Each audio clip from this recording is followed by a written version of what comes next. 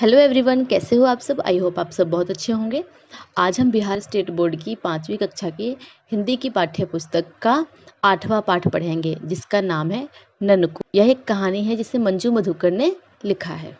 कहानी का शुरुआत इस तरह से होता है। कार ननकुआ, आज स्कूल ना जबही रे? अम्मा ने पूछा। ना मैया, स्कूल तक नदी के पानी चढ़ आइल है, ननकू ने चिल्लाकर कहा। अम्मा पूछती है, यहाँ पे भोजपुरी भाषा का इस्तेमाल किया गया है। अम्मा ने पूछा ननकू से कि ननकू क्या स्कूल नहीं जाएगा? तो इस पर ननकू ने जोर से बोला कि नहीं माँ, स्कूल तक नदी का बाहर का पानी आ गया है, जिस वजह से मैं स्कूल नहीं जाऊँगा। ननकू का स्कूल तो गांव के पास निचले हिस्से में है, जहाँ हर साल सावन भादों में बाढ़ का पानी चढ़ाता है। ननकू का जो स्कूल था गाँव के सबसे नीचे, जो नीचे की ज़मीन होती है ढलान वाली, जहाँ पे बाढ़ का पानी हर साल जल्दी ही आ जाता है, वहाँ पर था, इसलिए वो स्कूल नहीं जा रहा था। बरसात का महीना ननकू को बहुत प्रिय है। आम जामुन के पेड़ पर चढ़ना और गुल्ली डंडा खेलना उसे बहुत अच्छा लगता है। हर बार की तरह ननकू अपनी धुन में मस्त गुल्ली डंडा उछालता गांव की छोटी पगडंडी पर सरपट दौड़ा चला जा रहा था। इतने में उसे आवाज सुनाई दी, ननकू रे, अरे ननकू। उसे लगा कि कोई दूर से पुकार रहा है। पलटकर देखा तो दीदिया हाथ हिला हिलाकर उसे बुला रही थी। उसने मुड़कर देखा तो दीदिया, उसकी बड़ी बहन है, उसे बुला रही थी।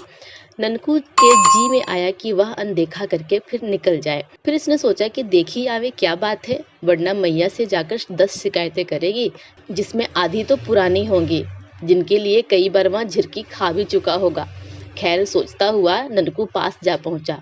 देखा दीदिया दोनों हाथ में गोबर लपेटे खड़ी है।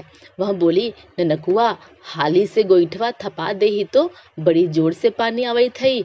उसकी दीदी बोली कि जल्दी से गोबर थपवा दो, गोबर जो उपले बनाते हैं गोबर की, नहीं तो बारिश आने वाला है। लग रहा है कि अंदाजा लगा के बोलते हैं कि बारिश आने वाला है, नहीं जल्दी जल्दी जो है वो उपले बनवा दो। उसने दीदी को सलाह दी, दीदिया रे, गोईठवा मत थोप, धाम ना निकलतई 4 दिन तक, फिर सुखतऊ कैसे? हमार मान तो ई सब गोबर माटी में गाड़ दे ही खाद बन जेतऊ। ननकू जो था, जो उपले नहीं बनाना चाहता था, इसलिए उसने दीदी को सलाह दिया कि तुम उपले मत बना, गोईठा मत थोप, कि धूप नहीं निकलेगा तो ये उपले सूखेंगे कैसे? मेरा मान तो सारा गोबर मिट्टी में गाड़ दे, जिससे खाद बन जाएगा। ननकू ने अपनी उत्तम सलाह पर दीदिया से एक धौल खाया, मतलब उसने डांट खाई। खैर, इतने सुहावने मौसम में बड़े बेमन से वह गोईठा थापने लगा, और बारिश का बादल छाया हुआ था और मौसम बड़ा सुहावना हुआ था। फिर भी वो बड़े बेमन से दीदी के साथ उपले बनाने लगा, गोबर थोपने लगा। 2-4 ही गोईठा थापा होगा कि टिप टिप पानी बरसने लगा। दीदिया गोबर की टोकरी दीवार की ओट में रख आई और हाथ धोने चली गई।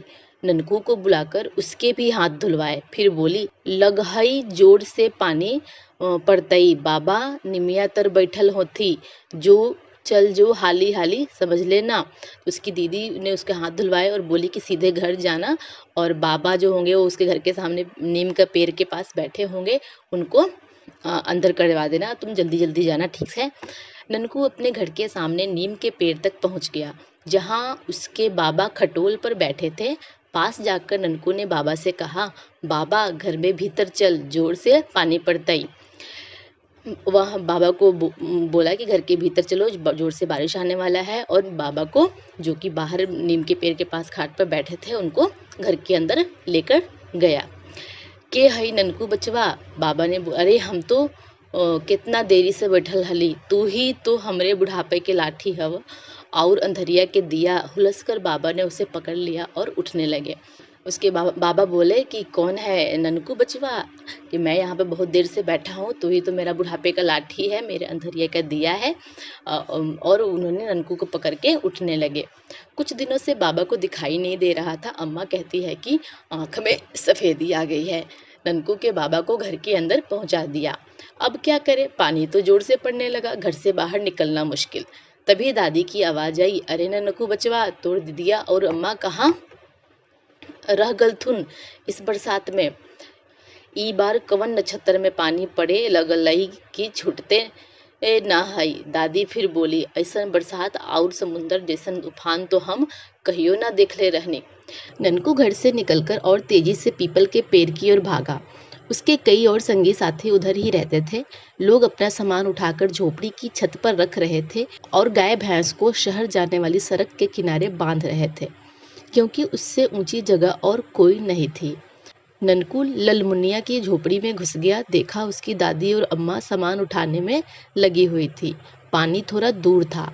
ननकू भी उनकी सहायता करने लगा। ललमुनिया को इसके गांव की किसी लड़की का नाम है, जिसकी झोपड़ी में वो घुस गया और वहां पे दादी और अम्मा सामान उठा रहे थे और पानी थोड़ा झोपड़ी से भी दूर था। जो बाढ़ का पानी, बारिश के कारण नदी का पानी जो बढ़ के बाढ़ के रूप में गांव में आ रहा था। सारा सामान उठाते उठाते पानी झोपड़ी के अंदर घुटने तक आ गया। सामान से भरी टोकरी सिर पर रखकर जब वह बाहर निकला तो पाया चारों ओर पानी फैल गया है और बड़ी तेजी से उसके घर की तरफ भी बढ़ रहा है। ननकू ने टोकरी सिर पर से उतारकर नीचे रखी और दौड़ पड़ा अपने घर की ओर। दादी देखते ही बोली, कहाँ चल गई हरे? चल दू और मार भात खा ले ही और सामान उठा ही। कोठरी में जाकर ननकू अंधेरे में ही जैसे तैसे सामान बटोर बटोर कर टोकरी में रख रहा था। कोठरी गांव के घरों में घर के बाहर एक रूम होता है, एक कमरा होता है जिसको कोठरी कहते हैं। जब टोकरी सिर पर रखकर बाहर निकला तो देखा कि आंगन में छाती भर पानी चढ़ाया है, दलान में भी घुटने भर पानी है और बाबा खटिया पर खड़े खड़े चिल्ला रहे हैं, अम्मा, दादी और दीदिया कहाँ? कहीं पता नहीं था। ननकू ने झट टोकरी पानी में फेंकी और बाबा की तरफ लपका। जल्दी से उनको खटिया से नीचे उतारा। बाबा बहुत घबराए थे। उन्होंने ननकू से कहा, हाली हाली कर रे बेटवा, चल शहर जाए वाला सड़क पर। ननकू दलान के दरवाजे तक आया, लेकिन यह क्या? उसे लगा कि गांव में नहीं, नदी के बीच धार में खड़ा है। वह अब क्या करे, गांव का ही पता नहीं था। किसी किसी के घर का छप्पर भर दिख रहा था। पानी उसकी छत को छूने लगा था। अब तो आंगन पार कर कोठरी में भी नहीं जा सकता था। अब क्या होगा? ननकू को रोना आने लगा। अगर अकेला होता तो शायद जोर जोर से रोने लगता, लेकिन बाबा का ध्यान आते ही लगा कि इन 5 प्राणियों के घर में तो वही एक बहादुर बच्चा है। उसे बाबा को बचाना होगा। बस उसने आओ देखा न ताओ, झट घर के छप्पर पर चढ़ गया। घर दलान से लगा था और उसका छप्पर नीचे पड़ा था। पूरा जोर लगाकर उसने बाबा को ऊपर खींचा। अभी वे लोग ऊपर पहुंचकर संभले ही ना थे कि घर की दीवारें ढह गई और छप्पर पानी की धार में तिनके सा बहने लगा। ननकू और बाबा ने छप्पर जोर से पकड़ लिया। काली बदरी के कारण चारों ओर धूप अंधेरा छाया हुआ था। ननकू को कुछ नहीं दिख रहा था, बस अथाह पानी ही पानी। फिर अंधेरा कुछ छटने लगा और ननकू ने देखा कि वह नदी के बीच धार में बह रहा है। उसके आसपास टूटे पेड़, झोपड़ी के छप्पर, आदमी तथा जानवर सब कुछ नदी की धार में बड़े वेग से बह रहे हैं। फिर उसे ऊंचे ऊंचे घर दिखने लगे और वह समझ गया कि वह शहर के पास वह बह रहा है। शहर को देखकर उसका थोड़ा ढांढस बंधा। किनारे पर खड़े लोगों को वह हाथ हिला हिलाकर इशारा करने लगा। 2-4 लोग नाव लेकर बढ़े भी, लेकिन बीच धार तक आना कठिन था। ननकू का छप्पर आगे निकल गया। तभी एक पुल दिखा। पुल पर वह बहुत सारे लोग खड़े थे। ननकू सोच में डूबा था कि कैसे बचाया जाए।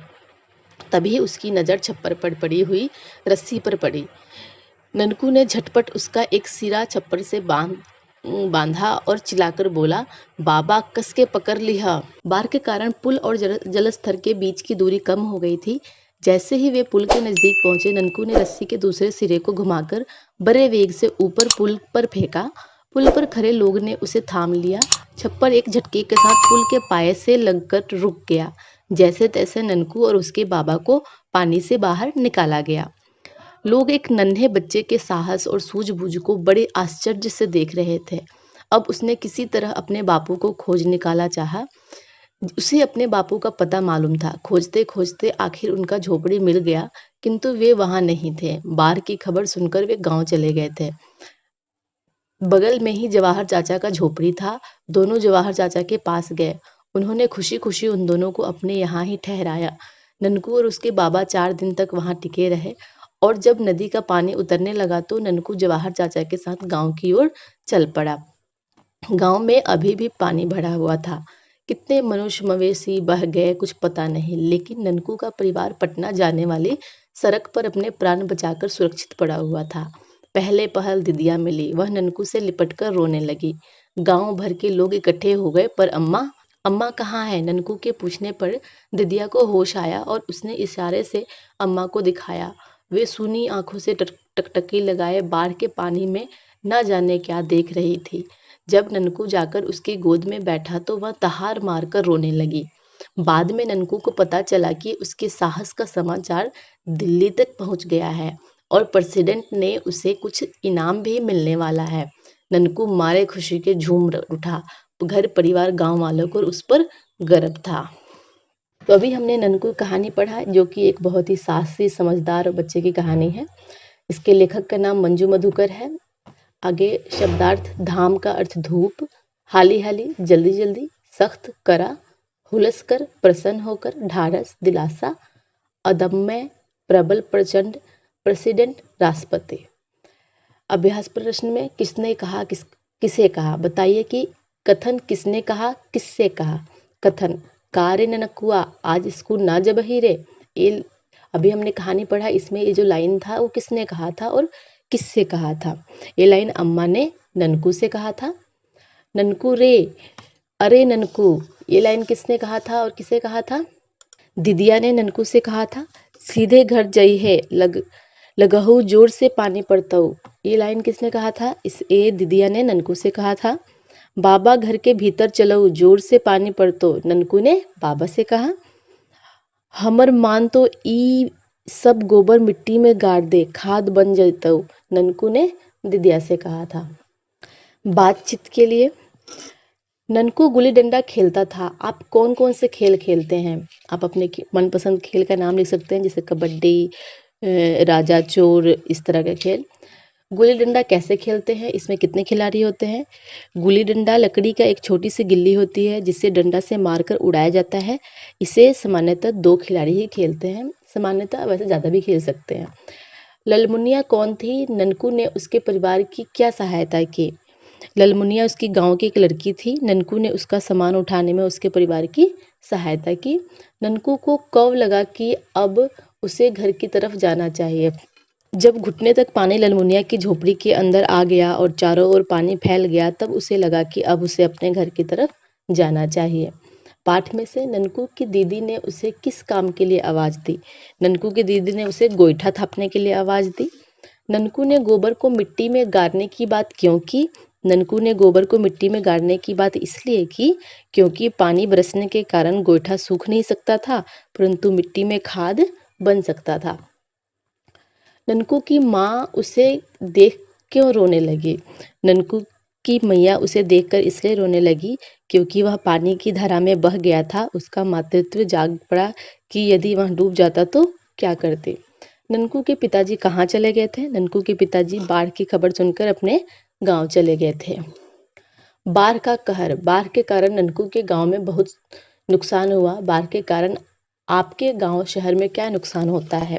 बाढ़ के कारण हमारे गांव शहर के मकान क्षतिग्रस्त हो जाते हैं, घर का सामान पानी में बह जाता है, मवेशी यानी कि जानवर पशु जो घर में पाले जाते हैं वो सारे बह जाते हैं, पेड़ बह जाते हैं और फसल भी बर्बाद हो जाता है। बाढ़ से बचाव या बाढ़ को रोकने के क्या उपाय हो सकते हैं। बाढ़ से बचाव या बाढ़ को रोकने के लिए नदी के दोनों तरफ मजबूत बांध बनाकर, डैम बनाकर एक नदी को दूसरी नदी से जोड़कर बाढ़ को रोका जा सकता है। इसके साथ ही नदी की गहराई को बढ़ाकर भी बाढ़ को रोका जा सकता है। अनुमान और कल्पना। क्या होता अगर घर का छप्पर भी पानी में पहले ही बह गया होता। छप्पर के बांस से बंधी रस्सी टूट जाती। अगर घर का छप्पर पानी में पहले बह गया होता, ननकू और दादाजी भी पानी में बह जाते। अगर छप्पर के बांस से बंधी रस्सी टूट जाती तो ननकू और दादाजी को बचाना मुश्किल हो जाता। ननकू ने कैसे अनुमान लगाया कि वह शहर के पास बह रहा है। जब उसकी आँख खुली, जब अंधेरा खत्म हुआ तो उसने देखा कि चारों तरफ बड़े बड़े घर दिखाई देने लगे, बिल्डिंग दिखाई देने। उससे अनुमान लगाया कि वह शहर के पास बह रहा है। आपकी दुनिया। बरसात का महीना ननकू को बहुत प्रिय है।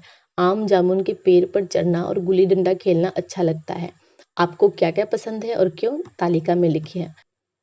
यहाँ पे आप कौन से महीने में क्या क्या पसंद करते हैं, कौन सा खेल खेलना पसंद करते हैं, बरसात के मौसम में कौन सा खेल पसंद होता है, खाना कौन सा पसंद होता है, कौन सी जगह आपको अच्छी लगती है, उसके बारे में आप यहाँ पे लिखेंगे। क्या आपके भाई बहन माता पिता से आपकी शिकायतें करते हैं। ऐसे ही किसी एक घटना के बारे में बताइए। अगर आपके कोई बड़े भाई या बहन है या छोटे भाई बहन है जो आपकी शिकायत मम्मी पापा से करके आपकी डांट पड़वा देते हैं, तो उसके बारे में आप लिखिएगा। भाषा के रंग, नीचे दिए गए कथनों को हिंदी भाषा में बोलिए और लिखिए। न मैया स्कूल तक नदी के पानी चढ़ अइले है। नहीं माँ, स्कूल तक नदी का पानी चढ़ आया है। ननकुआ हाली से गोईठवा थपवा देही तो बड़ी जोर से पानी आवत है। ननकू जल्दी से गोईठा थपवा दो, बड़े जोर से पानी आ रहा है। बाबा निमिया तर बैठल होते, बाबा निमिया के पास, नीम के पेड़ के पास बैठे होंगे। ई बार कवन नक्षत्र में पानी पड़े लगे कि छूटते ना है। इस बार कौन से नक्षत्र में पानी पड़ने लगा कि छूट ही नहीं रहा। कहाँ तक गोल ही रहले, जल्दू कौन मार भात खा ले और सामान उठाही। कहाँ चल गया था, चल दो कौर मार भात खा ले और सामान उठा। हुलसकर बाबा ने ननकू को पकड़ लिया, हुलसकर बाबा ने उसे पकड़ लिया। दूसरे वाक्य में उसे शब्द किसकी जगह आया है? दूसरे वाक्य में उसे शब्द ननकू की जगह आया है। ननकू शब्द क्या है? संज्ञा विशेषण सही का निशान लगाइए। ननकू एक लड़के का नाम है, इसलिए यह एक संज्ञा है। संज्ञा की जगह आने वाले शब्द को सर्वनाम कहते हैं। दूसरे वाक्य में सर्वनाम शब्द कौन सा है? दूसरे वाक्य में उसे जो है वो सर्वनाम है। नीचे दिए गए वाक्यों में से सर्वनाम शब्द को छांट कर लिखिए। यह भी बताइए कि उनका प्रयोग किसके लिए हुआ है। उसके कई संगी साथी उधर ही रहते थे। सर्वनाम किसके लिए है इसमें बताना है। इसमें उसके सर्वनाम है जो ननकू के लिए है। हम तो कितना देरी से बैठल हले, हम सर्वनाम है जो कि दादाजी के लिए है, बाबा के लिए। देखा उसकी दादी और अम्मा सामान उठाने में लगी है, उसकी इसमें सर्वनाम है जो कि ननकू के लिए है। जल्दी से उनको खटिया से नीचे उतारा, उनको सर्वनाम है जो कि बाबा के लिए है, दादाजी के लिए है। नीचे दिए गए मुहावरों का वाक्यों में प्रयोग कीजिए। आओ देखा न ताओ, ननकू आओ देखा ना ताओ छप्पर पर चढ़ गया। टकटकी लगाना, ननकू की माँ अपने पुत्र के लिए टकटकी लगाए बैठी थी। दहाड़ मारकर रोना, बेटा की मौत सुनकर समाचार सुनकर माँ दहाड़ मारकर रोने लगी। खुशी से झूम उठना, परीक्षा में प्रथम स्थान आने पर मोहन खुशी से झूम उठा। अंधेरे का दीपक होना, महेश अपने परिवार का अंधेरे का दीपक है। बुढ़ापे की लाठी, पुत्र माँ बाप के बुढ़ापे की लाठी होते हैं। तो यह था 8वां पार्ट ननकू की कहानी। आई होप आपको अच्छे से समझ आ गया होगा। फिर भी कोई डाउट या सुझाव हो तो आप हमें कमेंट करके जरूर बताइएगा। अगर आपको हमारा वीडियो पसंद आ रहा है तो अपने दोस्तों से भी शेयर कीजिए। अगर आप हमारे चैनल पर नए हैं तो लाइक, सब्सक्राइब और शेयर कर दीजिए ताकि आपको हमारे हर नए वीडियो का नोटिफिकेशन मिलता रहे। इस लेसन का सोल्यूशन का स्क्रीनशॉट आपको नेक्स्ट स्लाइड में मिल जाएगा। इसी के साथ मैं विदा लेती हूँ। बाय बाय, शब्बा खैर, अपना ख्याल रखिएगा। धन्यवाद।